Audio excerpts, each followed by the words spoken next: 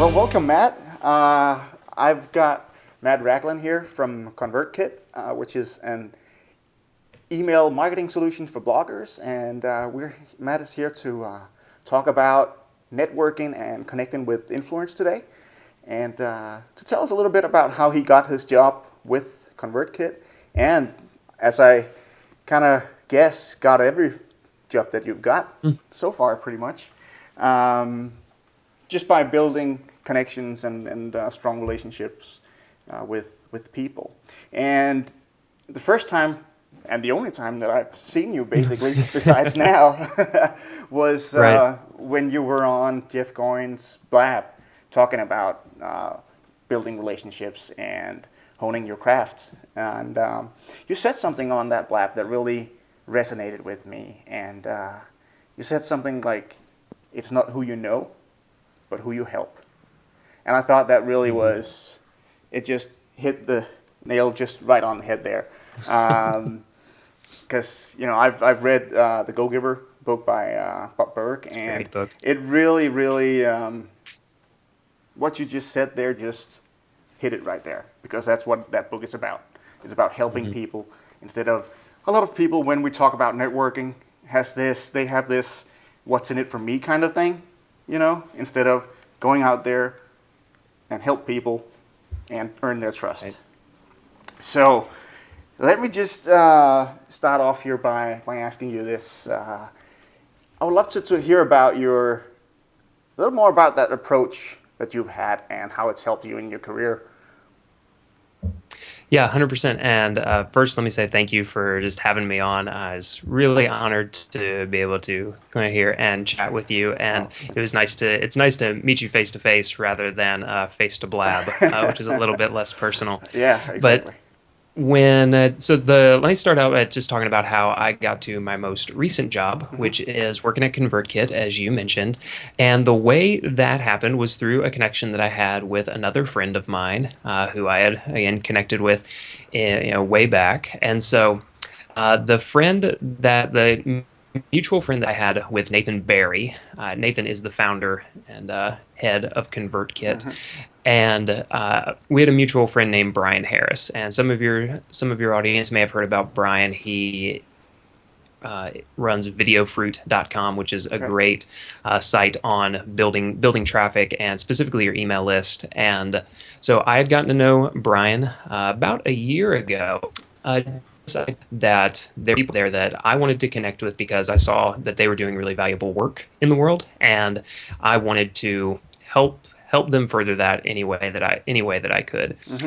And so I got to know Brian, and I worked with him a little bit. And actually the way that I got on Brian's radar, and this is something that your listeners can take away right away, Mm.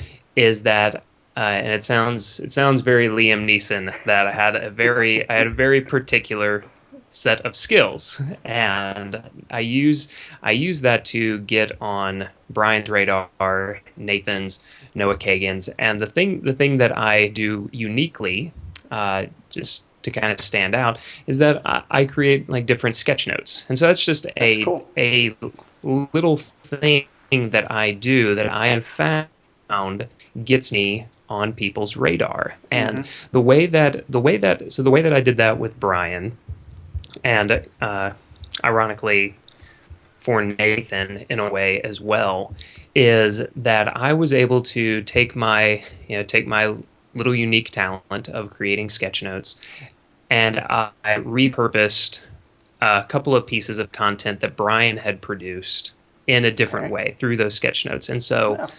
I was able to, and it goes back to something like how can I help? How can I help Brian in a way that is unique to me, that will provide value to him? And for me that's sketch notes. Or that's what one of the main things that I've been able to do. I'll talk about a Hmm. couple of more that maybe aren't that artistic and specific, because it doesn't have to be that.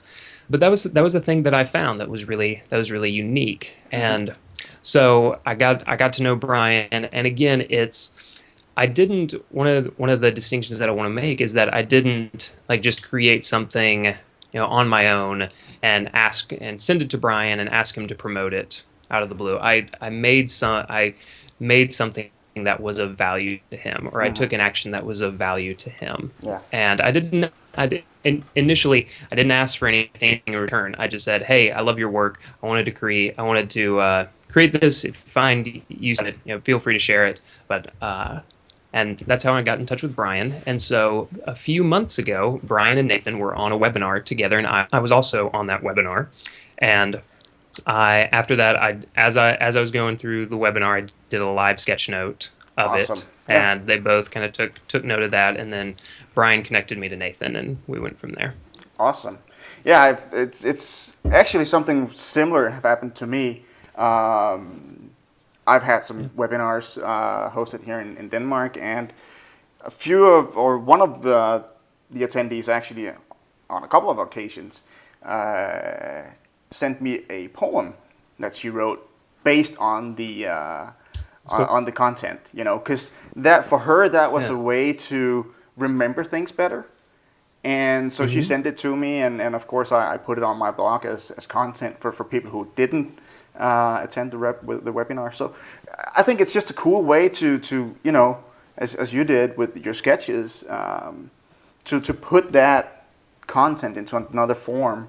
And I really appreciated that, and I know that people will do that. So it's about doing that a little bit extra. I guess, just using whatever you've got, which is unique, and just put it out there. Really, really cool. Yeah. And another, just from say a webinar or a Hmm. meeting perspective, something that you can do that anyone can do. You don't have to have any artistic talent, but Good, because I just don't. taking notes Yeah. of the meeting in like a clear way, even going back, like say you take your normal like fast action notes during a meeting or a webinar, or someone's doing a talk, and then if you go back and you put that in a little bit more of a form that really highlights those big points and takeaways and share, then it doesn't have to be stick figures, but just doing that of consolidating and curating the important information. I mean, that's something that can happen. You don't need anything, pen and paper or strokes on a keyboard Yeah. to do that. Yeah. And that so That's awesome. That's awesome. So how I see that this way of connecting and building relationships has really been the way that you've created career opportunities, which is one of the things that I talk a lot about on my site when I talk about career branding, is about creating those opportunities, and a part of that is of course by networking. And right. how do you choose which influences to reach out to? Yeah, so that's a great question. For me, Mm-hmm. I look at people. I try to find people who are we have very similar interests or missions, Mm-hmm. and so that right away I have that we have that common ground together about things that we can connect over, shared blog topics or different things like that. It could also be that we're in the same area, Yeah. and as you know, as wonderful as the internet is, like this is incredible that Yeah. you and I are chatting, and it's dark here, it's dark where you are, and it's Yeah. light where You I got the am. Christmas lights out there. Like it's your day's ending, my day's just getting started. Yeah. The internet, that's incredible. But it's also wonderful to get to know people face to face in your area. And so when those are the two things that I look for, who is in my area that I can connect with, that is in this same, and even if it's just business marketing niche, who can I connect with in my physical location area, and then from a broader internet perspective, who is in my topical niche that I want to connect with. Yeah. So those are the two things that I look for. And I also and different. I have found that, and I don't know if I'd be so bold to say that I think I have a good eye for people before they're about to take the next step. Maybe this is it. I appreciate good work, quality work being done. And so, like, speaking about Jeff Yeah. specifically, and Jeff told the story on our blab that, I've known Jeff for almost 5 years now, and this was right. I found his blog. I don't even remember how, honestly, but this was five years ago, and he had pretty much just started. He'd only started his blog about 6 months ago, when I first connected with him, and I just really, and it was. And I guess it was a combination of two things. One, Jeff was writing about creativity and the artist's way and writing, and that was all right in my wheelhouse for things that I was interested in. Yeah. I just saw that he was a really good writer, Yeah. and so that was, I guess that's the talent aspect of it that I latched onto with Jeff, is that could I have said that he has become the Jeff Goins that he has become now? Yeah. I don't know, but I just knew he was a really good writer, and I wanted to be, around his art. So, and it was a similar thing with Brian. I just saw the content, even like a couple of years ago, and he was already doing well, but say 2 years ago, he hadn't launched his courses yet. That hadn't blown up for him yet, but I just saw that he was making really good stuff. So anytime, I think one of the things that your listeners can take away is that if you see someone consistently putting out great work, then even if they don't have like a huge Twitter following, or maybe they don't have that huge blog audience yet that you think, ooh, this is something I can leverage, then get to be a part of that person's early fan club. And that's a really valuable place to be. So that's part of that those movement. 3 things. Look for people in your look for people on the internet in your same niche, topical area. Look for people in your physical location who are a part of the same general thing, and then just follow people who are doing really great work, especially maybe if they're not the Seth Godins or Simon Sinek's yet. If see somebody doing great work before that, like, just reach out. That's awesome. So once you've set your eye on people and you come to appreciate their work, how do you get that first meeting with them? And let me just give you the follow-up to that, because a lot of people will probably get that no, sometime. But how do you set up that or get that first meeting in place? Yeah, that's a great question, and it's probably the most challenging part. A lot of people just won't even ask. They think that it's not worth the time, or they just assume the other person will say no. And I would say this, and this isn't just about like business relationships, but relationships in general, is that don't let other people tell you no for you. Yeah. So don't just assume they're going to say no, because that's their job to tell you no. It's your job to ask and be open. I mean, that's a better way of saying it. Your job is not to tell yourself no. For them. And that's one of the questions I've gotten since my interview with Simon Sinek a couple of years ago now, and people said, how did you get that? It's very plain and simple. I asked. And it's just, just do it, and do it in a sincere way, of course, and just be very, don't expect anything, but just ask. Yeah, and something that I think, and the next thing I'm going to talk about, it sounds like exactly what you did, is when you ask and you have that, you have that first meeting, if it's something that is over the internet like this, like if you're doing a video or audio interview, then give them a reason outside of just yourself to get on the call with you. And so a way that I did this early on was that I had, for about a year, I had a stretch of, did 30 episodes of the podcast. And that was something that I did as a way to have interesting conversations with people that I found interesting. And so it was, in some ways, in some ways, it was like a very selfish thing. Like, people ask me, like, people would ask me, like, how many listens, downloads you get? And it was doing pretty well. It wasn't taking off or anything. But I was like, honestly, I just like it as an excuse to talk to these people and ask them the questions. Because if you just say, if you just call up, if you just, send an email to Simon or like, whether it was with Brian or Jeff or, uh, there's another, I'm trying to think who's maybe the biggest person I had on the podcast, but people that I didn't think would say Yeah. yes. I would reach out. If I would have just reached out and said, "Hey, do you want to jump on a Skype call with me and you can answer all my questions for 30 minutes?" Just me, it would have been like, that. Not that they would have been mean about it, but they rather than like, "Let's see if we can find a time." Yeah. Yeah. Uh, and then maybe not. Yeah. Yeah. But there I go, saying no for them. But when you say, "Hey, I've got a blog, I've got a podcast, I've got an audience," and I know they would love, I mean, just exactly what you've done with me. Mm.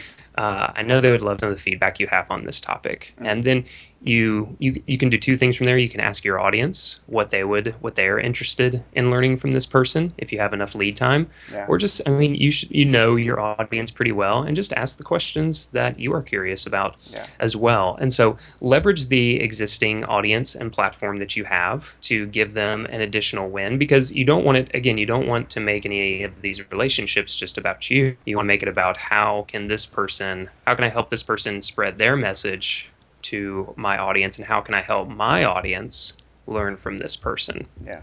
So that's a really big thing. Now, if you're looking at a like, hey, can we grab coffee? Can we grab tea, lunch, something like that?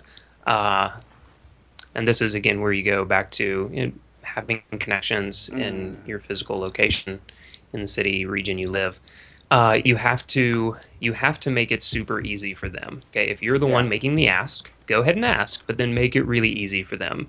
You don't want to say, "Hey, can we meet for coffee? Can you come over closer to where I am? I know it's a 30-minute drive for you, but No. I know you have to get on the train." But no, you're the one that drives. You're Yeah. the one that gets on the train. You're the one that, if this is important enough to you, and You wanna when I, go out yeah, of you your go to way. them. When Yeah. I first wanted to get lunch with Jeff, I actually took a half day. Like, I had to take like a little extra time from work Yeah. to be able to do that. And I've done that a couple of times, but you Yeah. want to make that really easy for Yeah. them. And even on top of like going into picking a place, Mm. and picking a time, there are a couple of good ways that you can do that. You also don't want to, so you don't want to leave things open ended when you're having a question. So you When don't you're want to having you this don't want to ask, okay, let's meet for lunch or coffee someday. Right. You want to give them a very specific date range. Yeah. And so, because they can always still say no, or, "Hey, that doesn't work for me," Yeah. and that's fine. But you want to give them choices, really specific choices. So you can give them a couple of choices and say, "Hey, anytime the week, that, second week in January, let's try lunch. Here's a couple of places that I saw that looked really good." Yeah. And they might come back and say, "Hey, this time works better." Great. And then they say, "Oh, well, actually, this is let's go to this place. If you're coming to my city, you have to go to this place." Then, and that's what Jeff did when I first had my meeting with him. He was like, "Oh, well, we have to go to Puckett's. Don't worry," or Oscar's Taco. Yeah. And so that's how. Yeah. But yeah, give them a really specific date range and a couple of different places to choose from, and they can always come back and say, this works better, or we should go to this place instead. But don't just make it open ended of, "Hey, would you like to meet me someplace, somewhere, sometime?" Yeah. Yeah, because you want you want to be specific and make it easy to make the decision. Yeah, a good quick way of thinking about it is, don't give the person homework. No. Okay, yeah, that's good. Don't We give all them hate homework. homework. Yeah, don't give them research to do. Don't No. give them homework. You're No. the one making the ask. Yeah. You do the homework. You Yeah. do the research. Yeah. So pretty much, let people know what time frames you're available. Give them some different slots, days and times to do this. Yep. And when I've done that, rarely I get a no. Yeah. It's when you set it at, give them a time, give them a date when I'm gonna be in town, then it's pretty much a given that most of the time people will say yes. Yeah, and especially if you give them enough lead time. And in fact, I know Jeff and I talked about this on his blab, but the first time I tried to get in touch with Jeff, but it just didn't end up working. And so I was Yeah. like, okay, 3 months later, I was Yeah. coming back through on another circuit. I was like, hey, I'm going to be back. And we were able to make it happen. Yeah, So, exactly. yeah, but you're right. I have been astounded in a very pleasant way of the people who have said yes to me Mm. that I didn't think would. So don't, and what I think is wonderful about this, you know, of a the group that we find ourselves on in the internet is I'm always pleasantly surprised how nice people are. Yeah. It's not people I think genuinely want to help Mm. each other, and the other thing is that a lot of people have kind of come up in a similar way. And Darren Rouse, pro blogger, said, Mm. we all start at zero. And Yeah. so every single one of like maybe these bloggers or podcasters, we all started at the same place of, zero readers and zero listeners and viewers. And so, they all remember what that was like to go from 0 to 100 to Yeah. 1,000 to 10. And so, there's a soft spot. Yeah. Yeah. And another thing that I might want to add, when you approach people, is also to, do your research. Hmm. Um, Exactly. and kind of like, um, tell them that, it'll just show that you've done your research when you tell them that you like what they do, and, Right. refer to something that they've just either launched or a blog post they've written or whatever. Exactly. Yeah. Give the person the reason why they should meet with you. And, you can always flatter people with the things that they do. Exactly. Or it just shows that you're paying attention. Exactly. Exactly. So So, yeah. So, when you get that no, yeah. what do you do? So that's a great question, because we're all going to be told no, Yeah. even though we've just said we've both been pleasantly surprised with the number Yeah. of yeses we've gotten. You are going to get nos. I probably asked Pat Flynn 2 or 3 times, Yeah. and never made it work. And so, and there were a couple others Yeah. like that, and it's totally fine. They're super busy, and I think one thing, and Tim Ferriss talked about this, I think, in his interview with Noah Kagan on his podcast, is that don't take any of the no's personally. It's very unlikely, I think. It's very unlikely that they go through their email and they're looking at it, if they even read that kind of email anymore. Yeah. But they're going through their email, they read it, and they're like, Matt. And they look at their calendar like, I could, but no. Yeah. It's Yeah. not going to be that kind of no, No.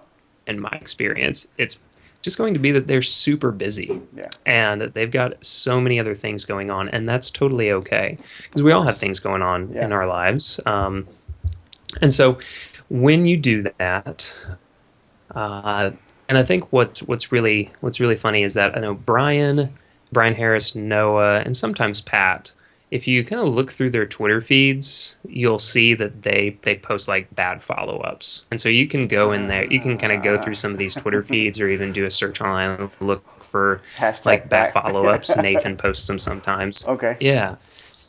Don't take it personally. Usually that's the number one thing, is that people take it personally. They're like, Yeah. I can't believe, you've lost touch with your audience, and you haven't even responded to me to even say no. And that's not going to do it. No. That's not going to get your foot in the door. Yeah. So what I do is I normally take, a month or 2 or 3 and just let it be. And then I'll follow back up. And sometimes I'll just follow back up like it was the first ask. Yeah. Because Okay. there's a decent chance that they didn't even see it, and Yeah. that's okay. And so a lot of times, like, that second follow up, I'll just treat like the first again, like a do over. Maybe I'll change up the headline of Yeah. it and the email subject, Make it a little more it's catchy, maybe. kind of like a little more catchy. And then if I do get to a third ask, and I will do a second follow up, then I will. If I get that far, then I will "Hey, I've tried to get in touch with you a couple of times. I know you're super busy." And Yeah. I'll make that very distinct from the beginning. And then, Yeah. again, don't write a long email at any point in time. Make it really specific what you're asking, and at that point, like let's say you're doing a podcast and this is, or you want to interview them for your blog or something. Just give a couple of stats maybe on how it's been growing. Again, showing how it will help their audience. And another thing, and I did this a ton in the podcast, is uh, just saying, like, if they have any peers or any other names you think they would recognize, good, and put those in there. Like, oh, I had Jeff Goins on, I had John A. Cuff on, and yeah, I would love to have you on as well. Yeah. Another thing you can do, I just remember this in relationship to the podcast, in terms of getting that first meeting or conversation or interview, is at the end of interviewing someone, like let's say I'm interviewing Jeff or someone like that, or I actually have a name for you. I was just thinking to reach out to if you like. But asking them like, hey, do you know of anyone else who you think would be a good fit for this show or be a good fit for this blog? And they may say, blah, blah, blah, or hey, let me think about it, which is normally, I don't want to give any names out, which is, again, fine. Yeah. But I just say, okay, great, I'll remember, hey, would you mind doing an email intro? And so that's a good way to get, man, if you can get that referral, that's awesome. Yeah. That's cool. That's cool.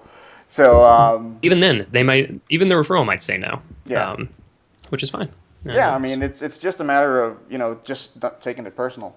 Right, again, exactly. It's just, sometimes it's just not working. I mean, with the interview I got with Simon, it took a couple of months because it was just, he was just starting a book launch and, everything was just blowing up for him there. And then it was, and of course, whenever he could, I was going to be there, on Skype. Right, exactly. So, just before we begin to wrap it up a little bit here, because I want to be respectful of your time. Once you've got that, great. Well, I showed up late, so okay. Once you've got that connection, how do you maintain and build and maintain that professional relationship? Yeah, that's a great question, and you just asked so many good questions. Thank you for that. Well, thank you. The biggest thing I think is just, for me, was a mindset shift for me personally of thinking or believing that I was on a peer relationship with this person now.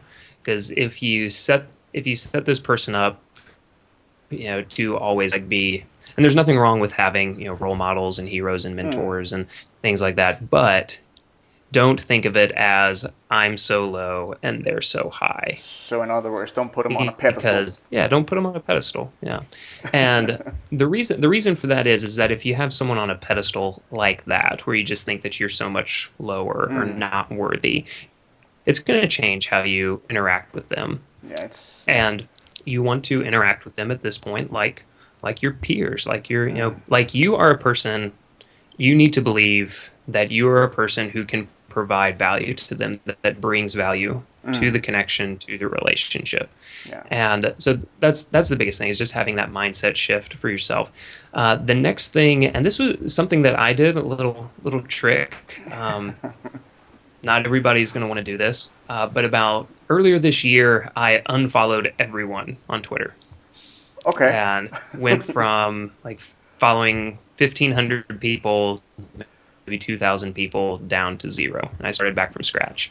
And the reason that I wanted to do that is that I just had so much fluff in my Twitter feed that I wasn't really able to stay on top of the relationships and the connections that I was most invested in. And so now that I think I'm around 150 now. Okay. But I see most of the things that Jeff posts or Brian, which you post, I see a lot more regularly. So it allows me to have those interactions and retweet something that they're trying to promote, or if someone asks a question, I can interact with it. And so it's just like any relationship, really, and it's staying in touch and staying in contact. It's reading their stuff on their blog or listening to their podcasts, and even if it's not something they're writing or sharing about, just putting out there Like I picked up a book the other day that I listened to and I really liked, and just Yeah. tweeting. And the other thing that you can start to do when you have these relationships and these connections is just being really specific about the ways that you interact with them, Yeah. and being encouraging, promoting their work, and then again, when you want to ask them for a promotion of your own work, and this may be shifting over to another thing, but when you're asking people to promote your own work, the thing that I would keep in mind that especially you want to position it in a way that again is going to help their audience. Yeah. So if you're writing a book on relationships, if you are like when I was doing, and it kind of goes back all the way to the beginning of what we were talking about, even like with sketch notes. Yeah. If I was going to do a sketch note, there's a little workbook I've been putting together, like how to take sketch notes or how to take better notes at meetings, or how to take more interesting notes at meetings. I wouldn't necessarily like send that to Jeff or to Brian, because maybe they see it and want to promote it on their end, but the way that they write and talk to their audience, that's not their main thing. The two people that I would send that to, one is a friend of mine, and works for Starbucks at the Starbucks head offices, Okay. and he's in a ton of meetings. Yeah. And so I would send that and say, hey Casey, would you mind sharing this? I think the people that you're following, the people that you work, a friend of mine here in Nashville named Dave Delaney, he does a ton of workshops and meetings, and like, hey Dave, this is something that I think would be valuable for your audience. And so make sure that the thing that you're offering and promoting, make sure that you're telling people about it, that it specifically like aligns with their audience. Yeah, that's a great tip right there. So if you're gonna network towards a specific position or a job, and I know from the blab that you did with Jeff that you've done some things there to get in the door. What did you do? What have you done to kind of network your way through and into a job? Yeah, that's a great question. And the way that I have networked my way into jobs, or even in the rare jobs now that I've gotten without much of a referral or connection or a friend of a friend, is, and so let me start with that. Actually, how can you kind of create a connection or stand out from scratch? Out of thin air. And the thing that I would do, or I have done, is make a really specific work sample or project for that business or for the job that you want to have. And so, and you do this if you're a freelance worker. And this is when I was doing a lot of freelance work. This is a way that I would pitch people on projects that they weren't even considering building. And things that they weren't even thinking about changing, is like, so instead of writing something, a pitch that just says, hey, I think you can make these changes, or hey, I would, and that's basically what a resume is. And those are valuable because people need to check that box. But the bigger thing that you can do is provide a work sample or a small project that shows how you would do the job in question. And so when I was, and this is how, when I was doing some work with Noah Kagan, how I got, after I had gotten on his radar with a sketch note, I saw that he was hiring to do some video marketing. And so I got on a couple, and I had been using SumoMe, but what I did was I created a couple of explainer videos about his, the three best practices you need for getting started with Welcome Mat or getting started with List Builder. And I made, I showed him what I would do specifically. So instead of just sending him like, hey, here's some videos I've made in the past, or these are the things that I would think about doing, like I actually took a couple of days and wrote, recorded, and edited just a 5-minute video, but Yeah. that was the biggest thing. And so you can do that for anything that you. I know Noah talks about that when he was transitioning from Facebook to Mint, and Mm. so here's another example. And this was before Noah Kagan was Noah Kagan. Um, is when he was transitioning from Facebook to Mint, they were looking for a director of marketing. And so instead of just saying like, "Hi, I'm Noah Kagan and I worked at Facebook, I'd be awesome," which is true, Mm.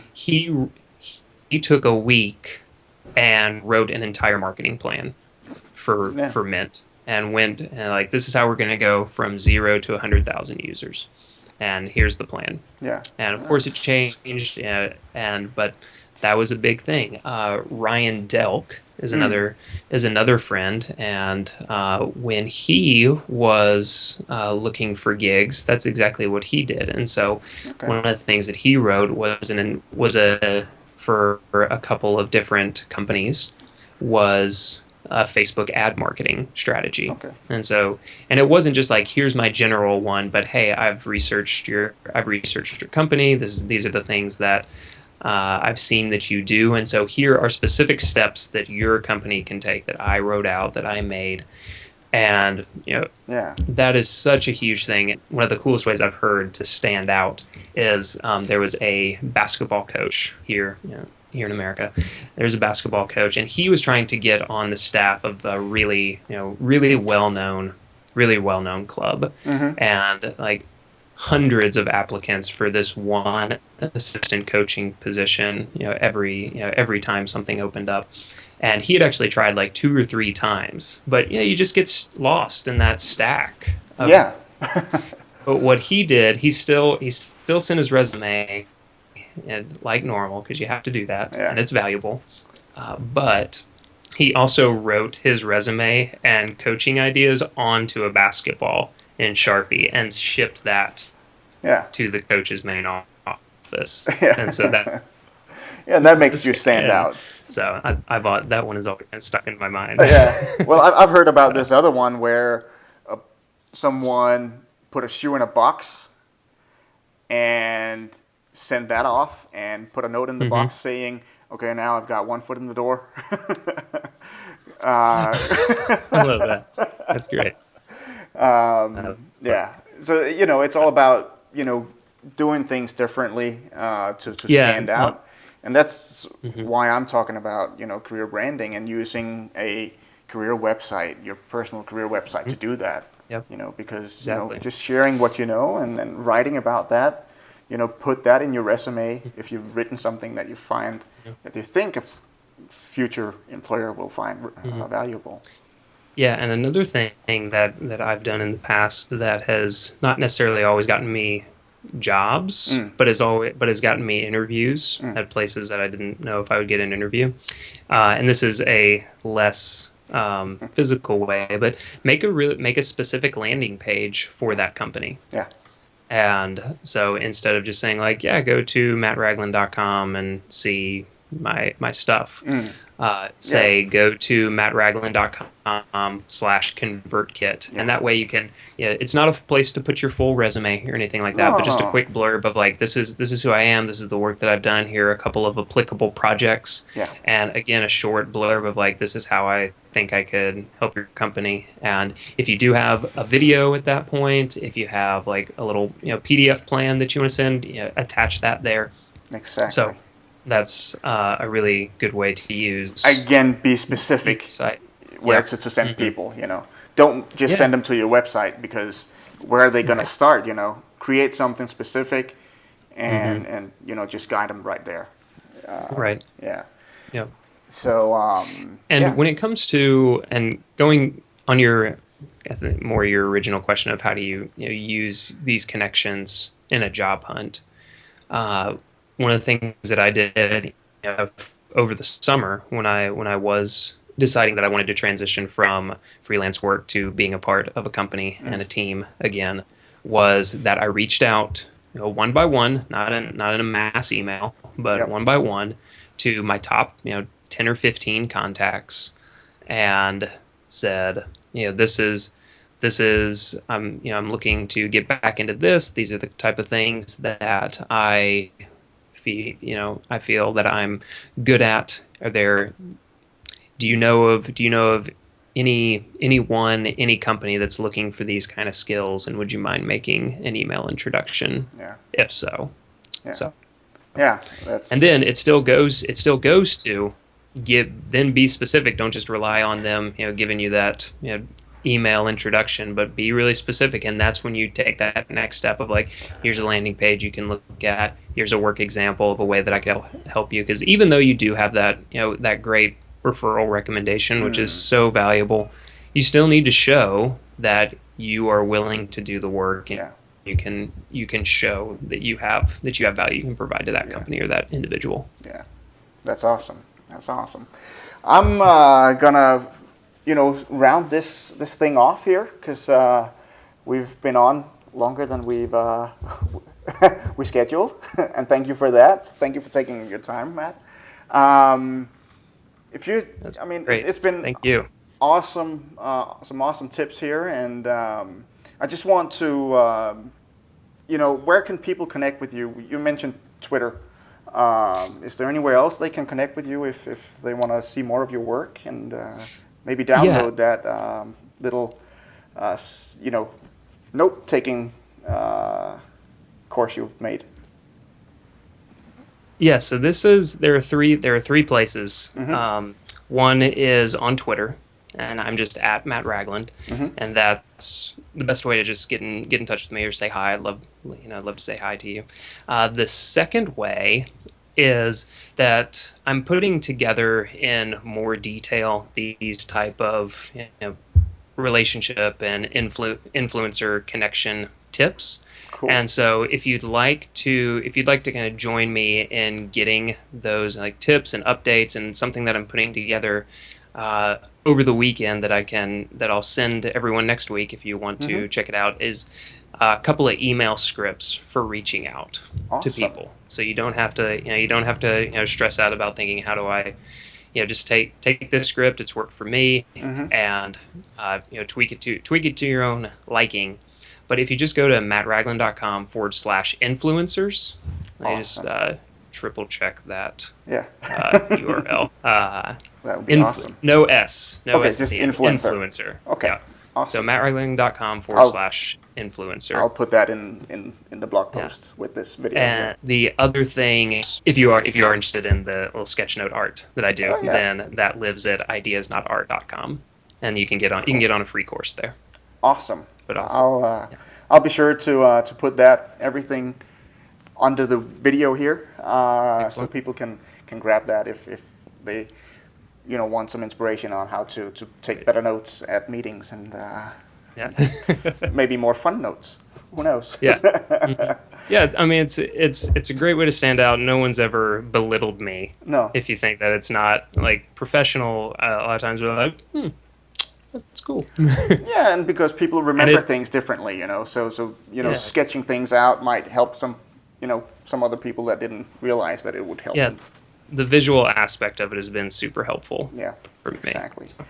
Well, Matt, I want to really thank you for taking your time to do this. There's been some awesome tips here, and I really look forward to continuing following you, and I hope that we maybe get to do this some other time. Niles, that sounds fantastic. Thank you so much again. I was honored to be a part of this, and just love the work that you're doing, and wish you all the best. And please let me know any way that I can help you out, okay? Oh, thank you. I appreciate it, and I say the same to you. Thanks. You too. Take care. Cool. Yeah, you too.